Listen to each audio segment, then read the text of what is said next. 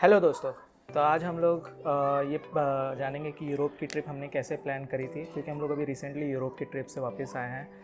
तो हम आपकी उसमें हेल्प करेंगे, क्योंकि हमने ऑलरेडी इतना यूट्यूब में इतने सारे वीडियोस में रिसर्च करी है। तो हम नहीं चाहते आप भी उतनी रिसर्च करें, 10 वीडियो जाके 10 चीज़ें पता करें, क्योंकि वो सारी चीज़ें हम कंपाइल अप करके इसी वीडियो में आपके लिए लेके आए हैं। तो पहली चीज़ कि यूरोप में कितने सीजन्स होते हैं। तो यूरोप में बेसिकली 4 सीजन्स होते हैं, जैसे कि समर सीज़न जो कि वहाँ पे जून से लेकर अगस्त तक चलता है। एक होता है ऑटम सीज़न, तो ऑटम मतलब पतझड़ का सीज़न जो कि सितंबर से लेकर नवंबर तक होता है। एक होता है विंटर का सीज़न जो कि दिसंबर से फरवरी तक होता है।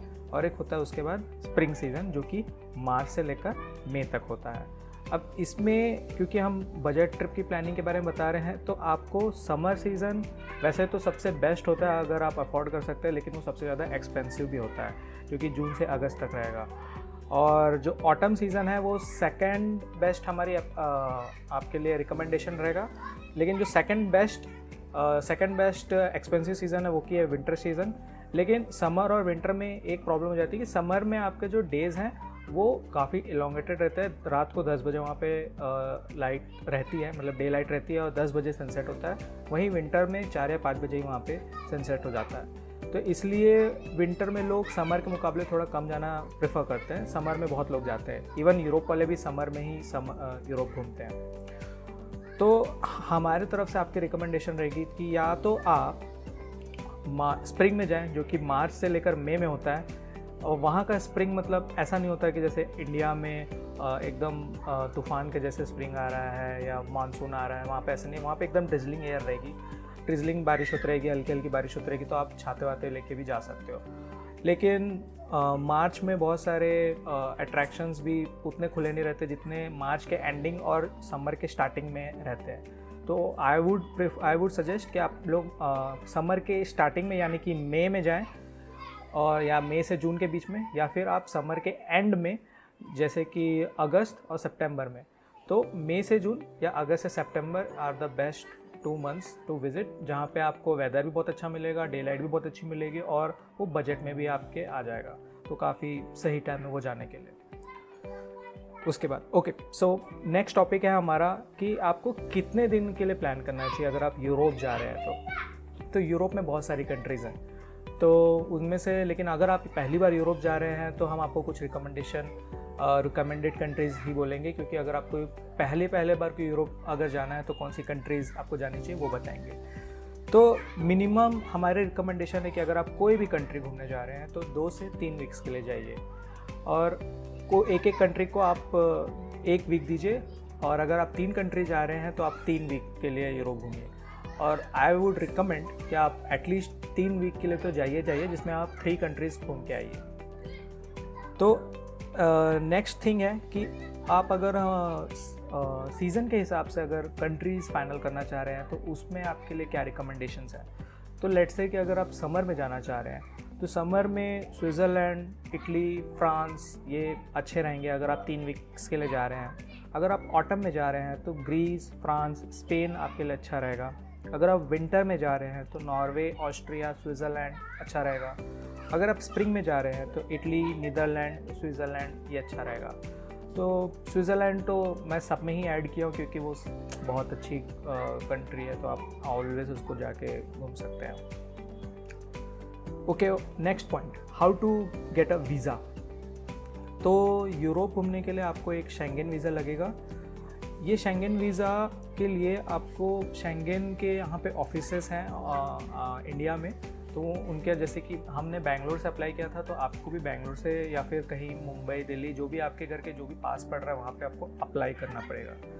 तो जो शेंगेन वीज़ा होता है ये पूरे यूरोप के लिए एप्लीकेबल होता है। यूरोप में जितनी कंट्रीज़ हैं वहाँ पे आप जा सकते हो। और ये अगर आप टूरिस्ट वीज़ा ले रहे हैं तो ये 3 मंथ्स के लिए एप्लीकेबल होगा। अगर आप बिजनेस वीज़ा ले रहे हैं तो उसका हमें आइडिया नहीं, बट हाँ बिजनेस वीज़ा भी आप ले सकते हैं अगर आप बिजनेस पर्पज़ के लिए जा रहे हैं। बट हम आपको यहाँ पे अभी टूरिस्ट के लिए बता रहे हैं, ठीक है। तो सबसे पहला जो उनका रूल है शेंगेन वीज़ा लेने का, कि जो शेंगेन वीज़ा होता है, लेट्स से कि आप जून 30 को जा रहे हैं तो आपको 15 दिन पहले ही शेंगेन वीज़ा के लिए आपकी डेट लिमिट होती है कि उसके एटलीस्ट 15 दिन पहले तो आपको अप्लाई करना ही करना है। अगर आप 15 दिन पहले एप्लीकेशन या फिर आपने अपॉइंटमेंट लेके सबमिट नहीं की तो आपका वहीं रिजेक्ट हो जाएगा। तो आपको 15 दिन पहले तो अप्लाई करना ही करना है। और शेंगेन वीज़ा अगर आपने जस्ट 15 दिन पहले अप्लाई किया है आपके करंट ट्रैवल डेट से जाने के लिए, तो उसका प्रोसेसिंग टाइम भी मिनिमम 15 यूरोप की जो भी कंट्री का वीज़ा ले रहे हैं वहाँ के वर्किंग डेज़ का प्रोसेसिंग टाइम होता है। तो लेट्स से आप अगर जून 30 को जा रहे हैं और अगर आपने 15 दिन पहले ही अप्लाई किया है जो कि उसका कट ऑफ डेट है, तो आपको जून 15 को लेट्स से कि आपने अप्लाई किया है, तो हो सकता है कि आप जिस दिन निकलने वाले हैं जस्ट उसके 1-2 दिन पहले वीज़ा है, या ये भी हो सकता है कि आप जिस दिन जा रहे हैं उसके बाद भी वीज़ा है आपके घर में, तो मतलब नहीं है। तो आप एक काम कीजिए कि आप और पीछे चले जाइए 15 दिन, तो यहाँ 15 दिन के बजाय 30 दिन कीजिए। तो 30 दिन में ये होगा कि अगर आप जून 1 तारीख को अपना वीज़ा का एप्लीकेशन सबमिट कर रहे हैं तो आपकी प्रोबेबिलिटी है कि आपको जून 15 तक आपका वीज़ा आपको हाथ पे मिल जाएगा, और 15 दिन का फिर आपके पास गैप रहेगा आपके करंट ट्रैवल डेट के लिए। बट यहाँ भी एक प्रॉब्लम है, ये तो मतलब हैप्पी सिनेरियो होगा कि आपका वीज़ा जैसे आपने अप्लाई किया था आपको मिल गया। पर लेट्स से सिनेरियो आपने जून 1 को अगर अप्लाई किया और आपका वीज़ा अप्रूव नहीं होता है, रिजेक्ट हो जाता है, तो उसमें भी वो प्रोसेसिंग टाइम 15 दिन तो लेंगे ही लेंगे, और आपको जून 15 को पता चलेगा कि आपका वीज़ा रिजेक्ट हो गया है। तो फिर उसके बाद आपके पास 15 दिन का टाइम तो रहेगा कि अप्लाई करने के लिए, लेकिन एकदम से तुरंत वीज़ा जब आप अप्लाई करने जाते हैं तो आपको एकदम ऐसे कल की डेट नहीं मिल जाती कि 15 तारीख को आप बैठे तो आपको 16 का डेट नहीं मिलेगा।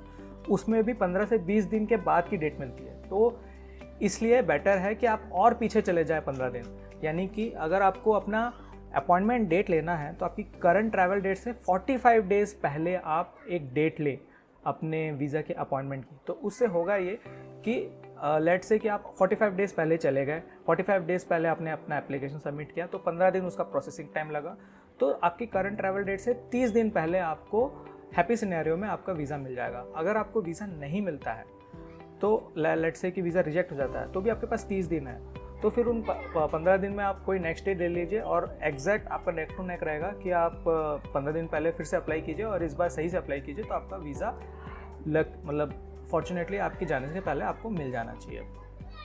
इसमें एक और चीज़ है कि जब आप एप्लीकेशन के लिए अपॉइंटमेंट लेने जाते हैं वीज़ा की शेंगेन वीज़ा की वेबसाइट में, तो ऐसा नहीं होता है कि आज अप्लाई किया तो आपको कल का डेट मिल जाएगा। अगर पीक टाइम चल रहा है तो ऐसा हो भी सकता है कि आपको 1 महीने की बाद की डेट मिले, या अगर पीक टाइम नहीं चल रहा हो सकता है 10 दिन बाद की डेट मिले। तो एक्चुअली में 45 डेज़ पहले तो आपको अपॉइंटमेंट लेना है, लेकिन अपॉइंटमेंट लेने के लिए जो आपको अपॉइंटमेंट लेने का डेट है, मतलब अपॉइंटमेंट लेने के लिए आपको एटलीस्ट 10 या 20 दिन पहले अपॉइंटमेंट के लिए अप्लाई करना पड़ेगा। तो अराउंड मोटा अगर मैं आपको बताऊं तो आपको अगर वीज़ा के लिए अपना प्रोसेस स्टार्ट करना है तो 2 महीने पहले से ही आपको अपॉइंटमेंट लेने के लिए, शेड्यूल करने के लिए तैयारी स्टार्ट करनी पड़ेगी। उसके बाद आपको 1 महीने के पहले वीज़ा मिलेगा और फिर आप आराम से सब कुछ प्लान कर सकते हैं। अब आराम से सब कुछ प्लान मीन्स आप बाकी की जो फ़्लाइट्स हैं या फिर करेंसी है वो सारी चीज़ें बुक कर सकते हैं। वैसे तो करेंसी जो होती है जो कि आप फॉरेन एक्सचेंज लेंगे उसमें भी एक कंडीशन है कि आपको वीज़ा मिले, आपके पास अगर वीज़ा है तभी वो आपको फॉरेन करेंसी देंगे।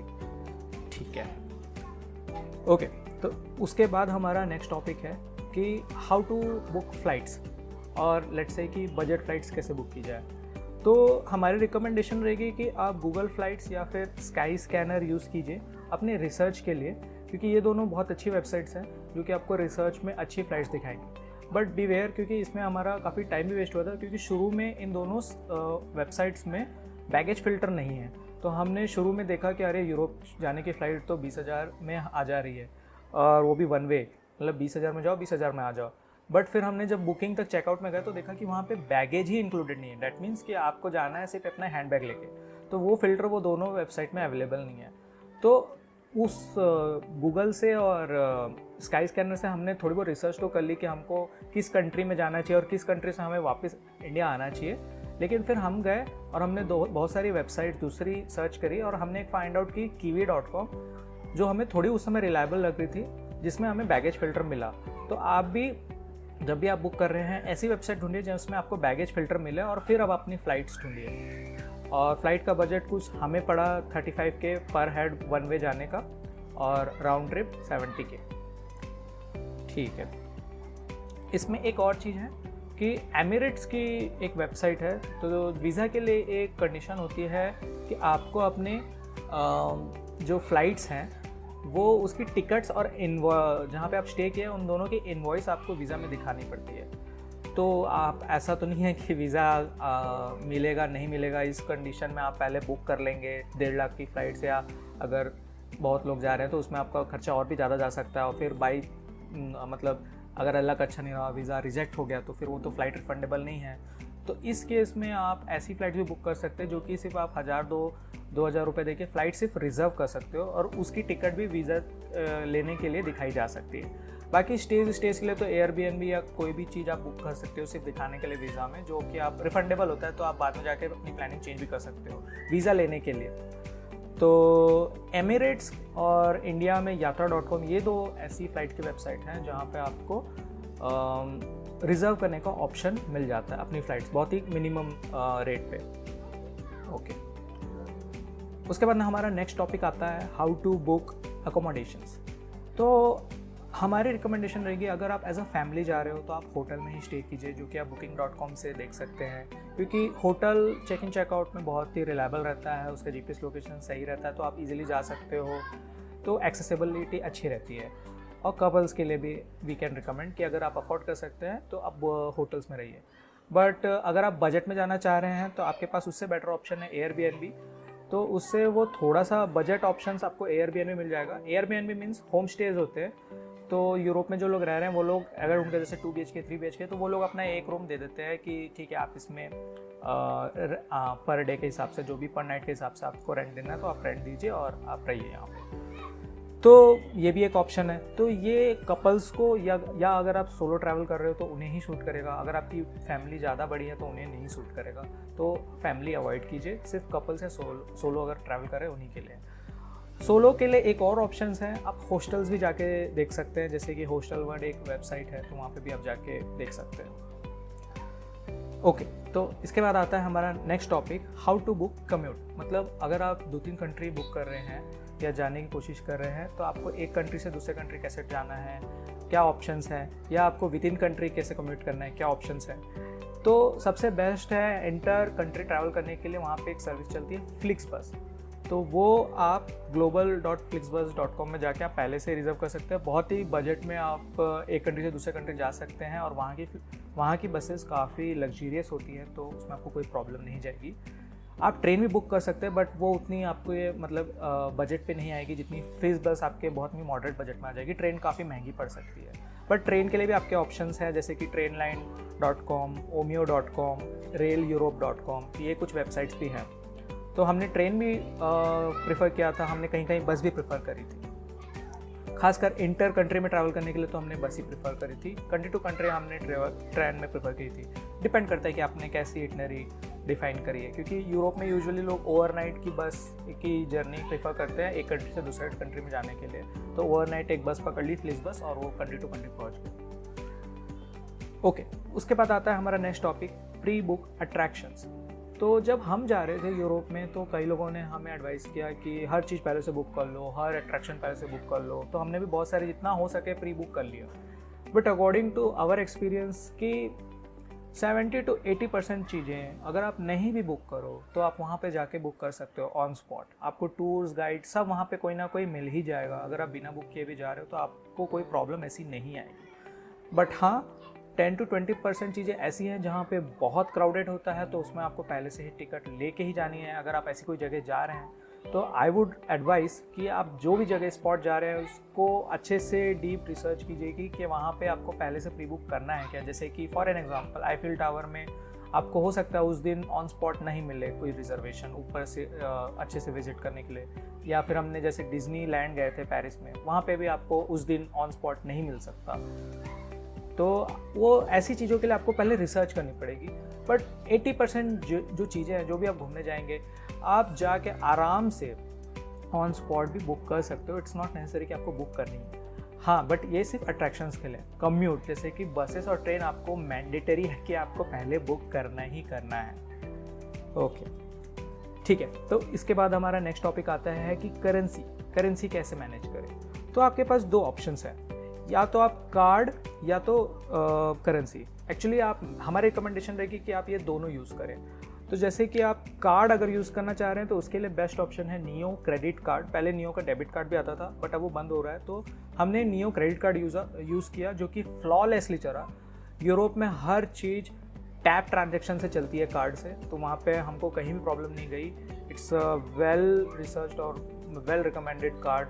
इंडिया में बहुत लोग यूज़ करते हैं अगर वो लोग बाहर जाते हैं तो।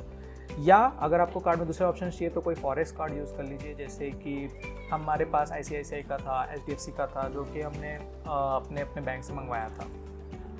और इसके साथ साथ ही आपके पास वहाँ की लोकल करेंसी भी होनी चाहिए, जैसे कि पूरे यूरोप में आपकी यूरोस चलते हैं, लेकिन सिर्फ स्विट्ज़रलैंड में वहाँ का अलग करेंसी है स्विस फ्रैंक्स। तो ये आपको बुक माई फ्रांस से मिल जाएगी, या फिर आपको हम रिकमेंड करेंगे कि आपके पास भी जो लोकल फॉरेक्स स्टोर है तो वहाँ पे आप ले लीजिए। तो वो आपको बेटर, मतलब मुझे ऐसा लग रहा है कि आपके लिए बेटर रहेगा, जो कि काफ़ी कम रेट पे भी आपको मिल जाएगा। ये मत सोचिए कि आपको एयरपोर्ट में मिल जाएगा, क्योंकि हम भी ऐसा ही सोचे और हमें एयरपोर्ट पे काफ़ी हाई रेट्स पे एक्सचेंज रेट्स मिले। तो जितना हो सके आप पहले ही अपने कैश का जुगाड़ कर लो, क्योंकि ये कैश भी आपको तभी मिलेगा जब आपका वीज़ा आपके हाथ में आ जाएगा। लेट्स से कि वीज़ा आपके हाथ में 30 दिन पहले आ गया, तो भी उसी वीज़ा से आपको लोकल करेंसी मिल सकती है यूरोप की, जैसे कि यूरोस। वो कितना लेना है वो अभी लास्ट में डिस्कस करते हैं। ओके, तो अब हम बहुत ही इंटरेस्टिंग टॉपिक पे आते हैं कि एक हल्का सा मैं आपको बजट का ओवरव्यू देता हूँ। अगर आप यूरोप जा रहे हैं, पर हेड कितना लग सकता है। तो आपका फ़्लाइट का राउंड ट्रिप पड़ सकता है 70,000। ये मैं भी 2023 की बात कर रहा हूँ। 35 से 40 जाना है और 35 से 40 आना। करेंसी मतलब कार्ड और यूरो दोनों मिला के मिनिमम 1 से 1.5 लाख रुपए आपको लगना ही लगना है, अगर आप 2 वीक्स के लिए जा रहे हैं। क्योंकि हम 2 वीक्स के लिए गए थे, इसलिए हम उसके हिसाब से बता रहे हैं। स्टे हम एयरबीएनबी में थे, तो पर नाइट हमारा एवरेज 10 के मान सकते हैं। कभी 13 था, कभी 7 था, तो हम आपको एवरेज बता रहे कि 10,000 पर नाइट का हमें लगा। तो अगर आप 15 डेज़ के लिए जा रहे हैं तो 1.5 लाख उसका पकड़ लीजिए। कम्यूट आपको पड़ेगा 30,000। हमारा रफली 30,000 में हो गया, क्योंकि हमने मोस्टली बसेस बुक की थी। हमने हार्डली 1 या 2 ट्रेन बुक करी थी, क्योंकि हमें हाई स्पीड एक ट्रेन में ट्रैवल करके देखना था। तो हमने एक ट्रेन और स्विट्ज़रलैंड में तो ट्रेन से ही ट्रैवल की थी मोस्टली। तो हमारा कम्यूट पर हेड के हिसाब से मैं बता रहा हूँ 30,000 लगा था। तो ये अगर आप टोटल कर लेते हो तो हमारे हिसाब से इट्स एन अप्रॉक्स कि आपको 4 लाख रुपए पर हेड तो पड़ेगा ही। और हो सकता है मतलब ये तो बहुत ही अप्रॉक्सीमेशन है कि ये तो बहुत इतना तो लगना ही लगना है, इससे और ज़्यादा ही होगा जैसे जैसे आप जैसी आइटिनरी प्लान करेंगे। तो 4 से 6 लाख तो आपका लगना ही है पर हेड। अगर आप 2 लोग जा रहे हैं तो थोड़ा सा कम लग सकता है, तो 6 से 7 तक 2 लोगों का हो सकता है। But this is a very approx, कि ये टोटली आपके ट्रिप पे डिपेंड है। आप कैसे होटल्स में रह रहे हैं, कैसा कम्यूट प्रेफर कर रहे हैं, कैसा फूड प्रेफर कर रहे हैं, कितने दिन का है, कहाँ जा रहे हैं, क्योंकि हर चीज़ उसी पे डिपेंड करती है। उसके बाद हमारा लास्ट टॉपिक है कि सेल्फ बुकिंग करें या फिर किसी एजेंट से करवाएं। तो अगर आपके रिकमेंडेशन में कोई एजेंट है और तो आप एक काम कीजिए कि आप पहले ये सारी चीज़ सेल्फ से बुक करके, मतलब एक बार प्लान आउट करके देख लें। तो आपको बस डिफरेंस ये जाएगा कि जो सेल्फ बुकिंग में आपने अगर बुकिंग की है, तो जैसे अगर हम जैसे एयरबीएनबी बुक किए थे, तो चेक इन चेकआउट या A to Z आपको खुद संभालना पड़ता है। वहाँ पे आपको कोई हेल्प करने वाला नहीं होगा। लैंग्वेज प्रॉब्लम जाती है, बहुत सारी की प्रॉब्लम जाएंगी। तो अगर आपका कोई रिलायबल एजेंट है और आपको अगर आपका बजट है कि आप उस पर जा सकते हैं, तो मोस्ट प्रोबेबली आप उसी में जाइए। लेकिन अगर आपको थोड़ा बजट में जाना है और अगर आप थोड़े चैलेंजेस के लिए अप हैं, जैसे कि लैंग्वेज प्रॉब्लम या फिर फूड, ये वो A to Z, अगर आप थोड़े भी कॉन्शियस हैं कि हाँ ठीक है हम लोग जा सकते हैं, तो आप खुद से भी पूरा प्लान कर सकते हैं। There is no problem. हमने अपनी पूरी इटनरी खुद से ही प्लान की थी। तो अगर इस वीडियो में आपको कहीं भी ऐसा लग रहा है कि हमने कोई चीज़ मिस की या चीज़ आपको एक्स्ट्रा जाननी है, तो प्लीज़ इस वीडियो के नीचे कमेंट कीजिए, हम उस पर भी एक डिटेल वीडियो बनाएंगे। ठीक है, तो यहाँ पे हम अपना वीडियो एंड करते हैं। अगर आपको ये वीडियो अच्छा लगा तो प्लीज़ लाइक कीजिए, शेयर कीजिए, सब्सक्राइब कीजिए। Thank you.